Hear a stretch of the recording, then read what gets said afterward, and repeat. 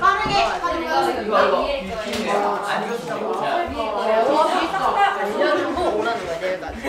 때 1주일, 2주일 동안 운영을 하고 2학기 동안 한 달간 해서 아침에 10분씩은 반드시 하기. 근데 윤아도 해야겠지? 네, 그리고 우리 움직이는 학교 갔을 때도 서로 도와야 돼, 얘들아. 네. 너희가 서로 힘 실어줘야지, 그치? 네. 꼭 좀 도와주시고. 다른 학교... 안녕하세요. 저는 제천간디학교에서 교사로 살고 있는 김은지라고 합니다. 아이들은 은지쌤으로 부르고 있습니다.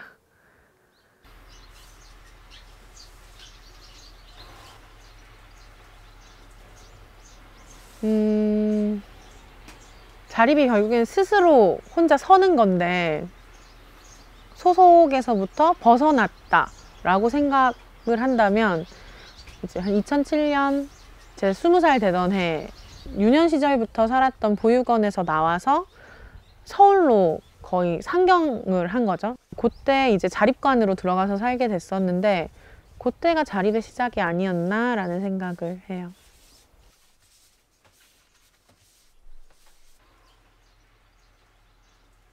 보육원이 양산에 있기도 했고 그냥 양산에서 살면 되겠지라는 생각으로 학창시절을 보내다가 제가 가진 게 너무 없는 거예요. 뭐 인적 자원이건 물적 자원이건.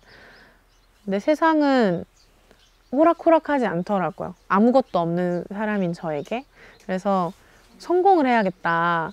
옛날에는 성공을 하려면 서울로 가라 이런 얘기들이 있었어가지고 서울로 올라갔죠. 아무것도 없는 상태에서. 그게 20살이었고 뭐든 되겠지 하는 심정으로 서울에 올라왔는데 아무것도 없더라고요. 저한테는 여전히.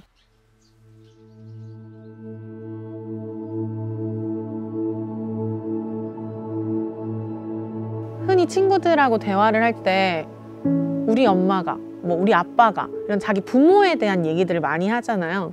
그래서 저는 6살부터는 누군가에게 우리 엄마가 라고 얘기할 수 있는 대상이 없었어요. 그러다 보니 이제 6살부터 20살까지 보육원에서 살게 됐어요.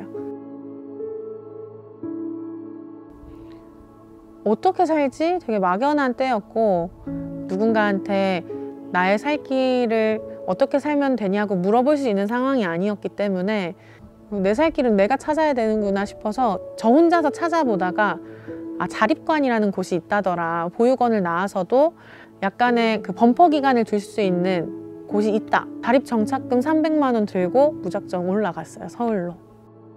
자립관에서 20살부터 24살까지 살다가 이제 연금술사 프로젝트를 알게 된 거죠.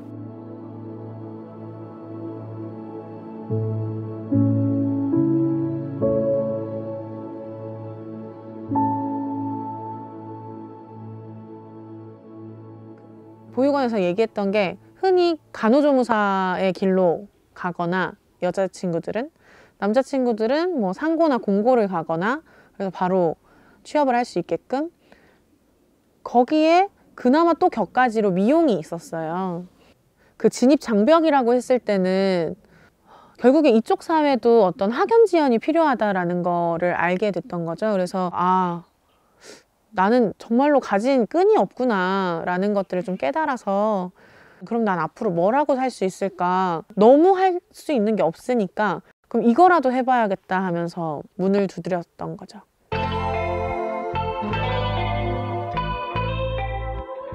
스물네 살에 연금술사를 처음 만나서 처음에는 모든 게 의심스러웠어요. 다짜고짜 자기 별명을 정하라고 하고 나보다 뭐 10살, 20살 많은 분한테 선생님이 아니라 별명으로 본인을 소개하고 부르라고 얘기를 하는 게 불편하더라고요.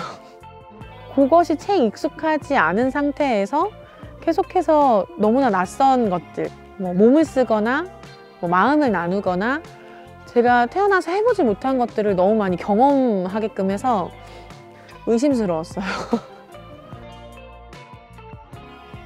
앞으로 어떻게 불려지기를 원할까 스스로한테 이제 질문을 했을 때 제 안에 가진 결핍이나 뭐 어려움들을 보았을 때 좀 사랑받고 인정받으면 좋겠다. 그래서 그래요. 나는 이제 단미라고 사람들이 나를 불러주면 좋겠다.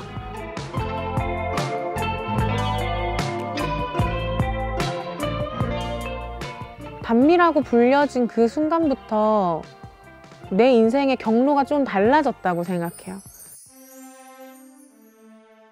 연금술사 프로젝트는 먹고 사는 걱정을 하지 않을 수 있는 걸 만드는 게 목적이었기 때문에 창업 프로젝트였어요. 저희는 도시락 가게를 만들자. 그럼 적어도 굶진 않겠지? 이러면서 이제 소풍 가는 고양이를 만들었던 거고,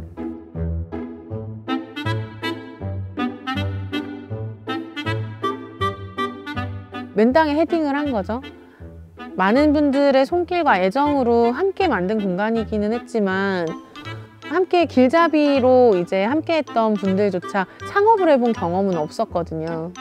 마을 돌아다니면서 자전거로 동네도 익혀보고 일하면서 먹고 사는 법을 익혀갔는데 사실 쉽지는 않았던 것 같아요. 실수가 일어날 때 서로 네가 했네 내가 했니 막 싸우기도 하고, 제가 하는 일이 제일 힘든 것 같고 배달 가는 친구는 좀 쉬는 것 같고 그런 뭐 여러 가지 일들을 겪으면서 한 3년 정도를 함께 했었는데, 그 시간과 그 공간이 아니었고 그 사람들이 없었다면 지금의 나는 또 다른 모습으로 또 다른 결로 살아가고 있겠구나. 또 다른 세상을 향해서 가야 하는데 내가 가진 이 3년의 이력을 가지고 무언가를 할 수 있을까? 뭘 해서 또 어떻게 먹고 살지? 어떤 정서적으로 채워진 부분들은 분명 생겼고 세상에 맞서는 힘도 어느 정도 생겼다고 자부할 수 있지만 제가 가진 것은 여전히 없었고, 고민하던 차에 이제 하자센터에 허브 카페지기 자리가 생겼더라고요. 그래서 음료도 제조하고 빵도 굽고 청소년들과 만나는 프로젝트도 함께 하면서 1년의 시간을 보냈고, 그 이후에는 또다시 고민을 했죠. 아, 어떻게 살지? 예전에 하자에서 같이 근무를 했던 분이 제천간디학교에 교사를 모신다던데 단미가 한번 지원해보는 거 어때? 생각나서 연락했어 이러더라고요. 그래서 짧게 고민을 했어요. 나도 이제 누군가에게 조금은 나은 다른 세상이 있어 라고 알려줄 수 있는 어른이 될 수 있을까? 그렇게 좀 쓰여지면 좋겠다 하는 마음으로 학교에 오게 된 거죠. 요즘에 그 어른이란 무엇인가에 대해서 좀 생각을 많이 하는데 저는 아직 어른이 되었다고는 생각이 안 들어요. 저 스스로가. 그런데 온전히 자리면 했다고 생각하거든요. 하자나 뭐 연금술사, 소풍 가는 고양이, 그리고 지금 제천간디학교 요 일련의 과정을 거치면서 느낀 것은 스스로 선 후에 함께 살아가는 힘을 가질 수 있어야 되는구나, 하는구나, 같이 사는 법을 아는 거.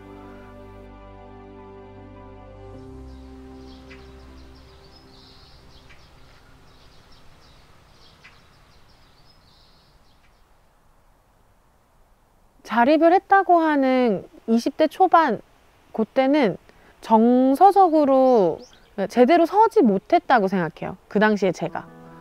제대로 내가 스스로 일어났다라고 생각을 해보면 카페지기의 역할을 하면서 청소년들 만나고 했던 그 시기, 그때가 저는 제 인생에서 처음으로 자기 돌봄의 시간을 가졌다고 생각하는데, 저의 마음을 들여다보는 것과 건강을 챙기는 것이었어요.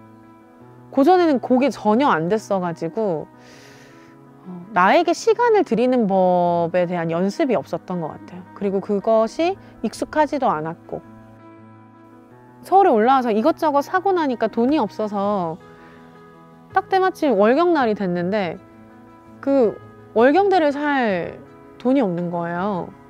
그래서 옆방에 자립관 친구한테 혹시 좀 빌릴 수 있을까 해서 빌렸던 기억.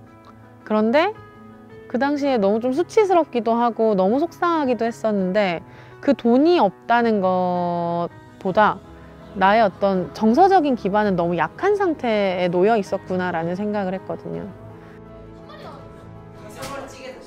너무 힘들다.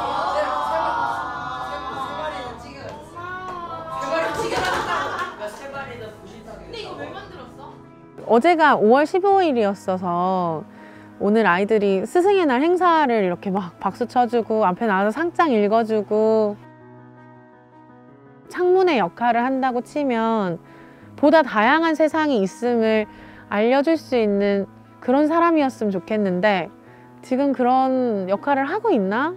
스스로에게 좀 자문하게 되더라고요. 그럼에도 불구하고 나의 이 시간과 진정성이 아이들한테 녹아들고 있구나 되게 감사하게 생각하고 있어요.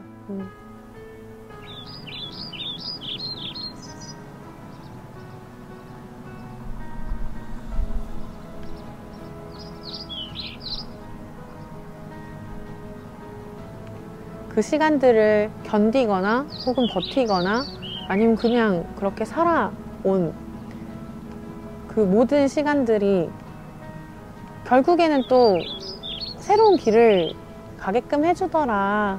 함께하는 사람들은 반드시 생기기 마련이라는 얘기를 해주고 싶고요. 막 엄청난 비빌 언덕까지는 되지 못할 수 있겠으나 힘을 주는 사람이 곁에 있다라는 것, 잘 살아왔고 앞으로도 잘 살아갈 거다.